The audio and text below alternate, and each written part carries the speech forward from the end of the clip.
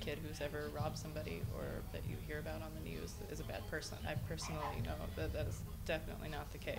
People just have to put themselves in a situation. If they can hear the stories and they can, put themselves into that story and realize, what would I do if I had no power in my house, or if I didn't have access to food, or if, I literally had no family and, the foster care system had kind of, I had aged out of foster care. Then what do? I don't have any job skills. I didn't do well in school. I haven't finished school. What do you do to eat?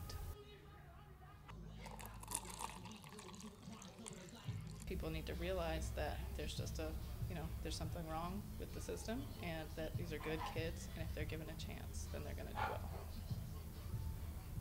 well. They're used to defending themselves with good reason. They've basically had to defend themselves to make it this far.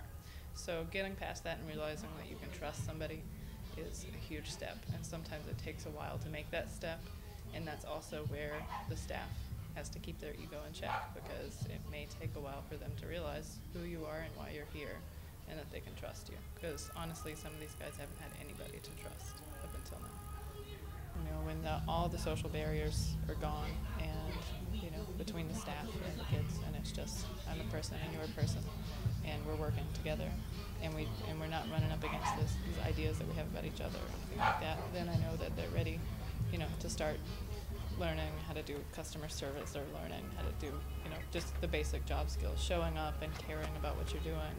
Once we get past those social barriers, then we can start to build on what they're going to need to be able to work.